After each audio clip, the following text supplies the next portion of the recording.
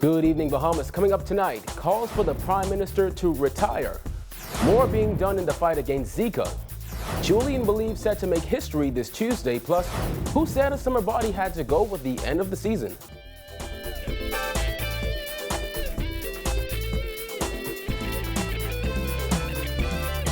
Welcome to our news. I'm Kyle Joaquin. Thanks for joining us.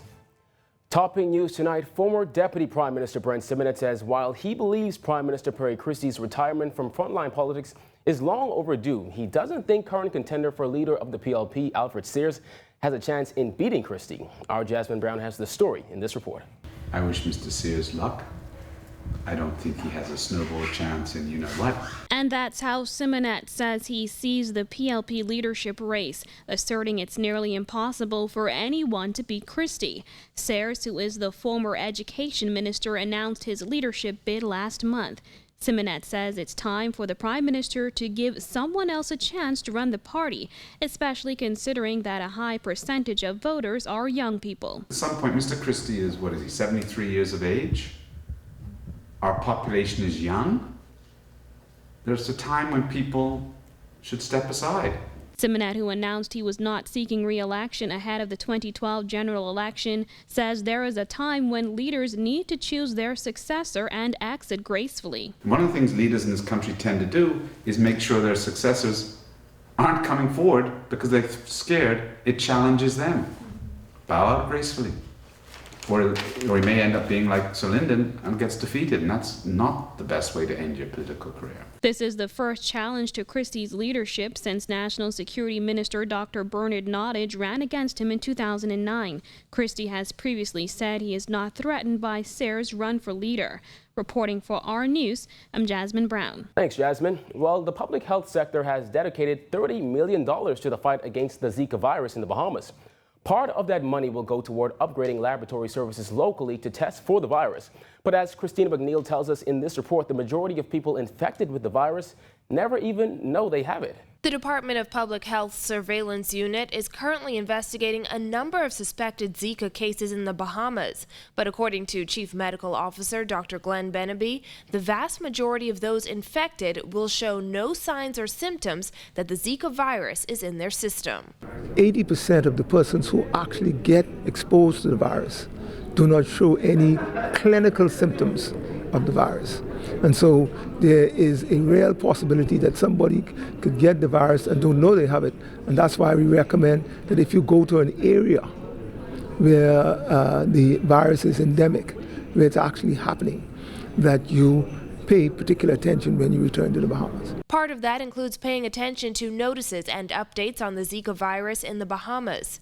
Moving forward, Dr. Benaby says the department will deliver weekly updates to keep members of the public and media up to date on the status of the virus within the country. We have decided that we will have weekly updates, and I see that remaining for the time being, but if there's an increase in number of cases, then we'll make it more frequent. To that end, vector control efforts to kill adult Aedes aegypti mosquitoes and their larvae will focus on the areas where there are suspected cases. We know that we have an increased number of mosquitoes in certain areas in the southwest Bahamas, around the southeast central area and Pinewood Garden and that sort of thing.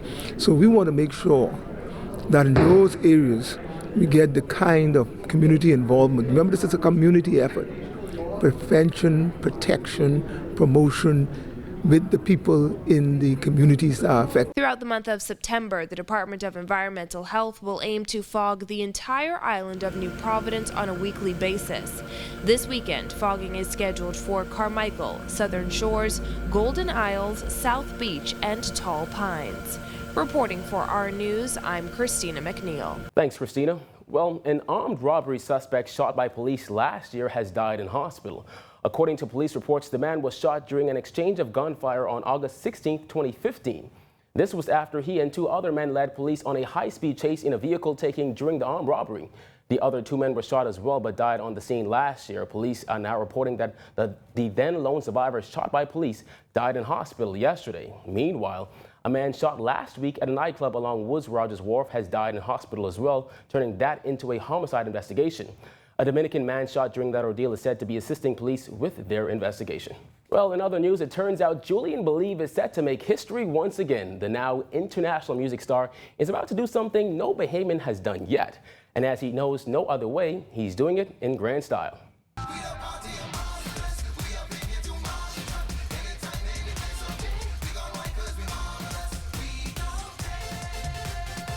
Come Tuesday, September 13th, Julian Believe will become the first Bahamian to launch a music video on Jay-Z's Tidal.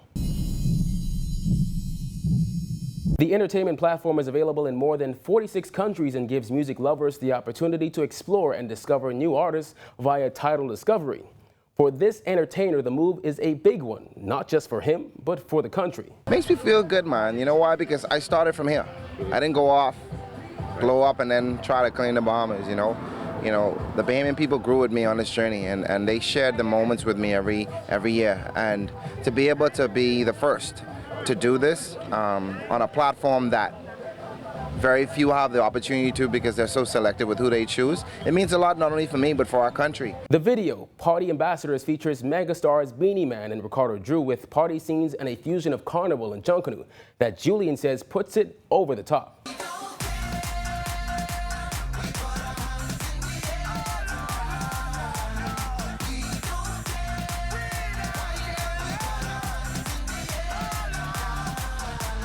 I believe I got to take my country and put it on my back, and we gotta run. And I prepared to do whatever it takes to make this dream come true, to make it easier for the next generation of musicians coming up. We might have the next Rihanna right here in the Bahamas right now, but we'll never know unless we invest in ourselves and invest in our music. If you were to talk to Julian, he'd tell you about his vision of the Bahamas producing more megastars, stars who travel the world being musical ambassadors for the country. We asked him, when he's long gone, what does Julian Believe want to be remembered for? He stood out there for what he believed in. When others were against him and didn't get his vision, he threw the mace out of the window in music. He dove across that line, and he won that gold medal for music.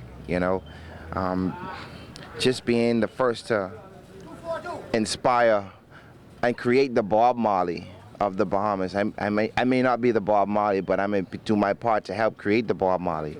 And for me, that's what it's all about. So after taking the Miss World stage in China, a performance which many still rave about, and now debuting his music video on Jay-Z's platform, what's next for Julian Believe? Oh, the Believe Project.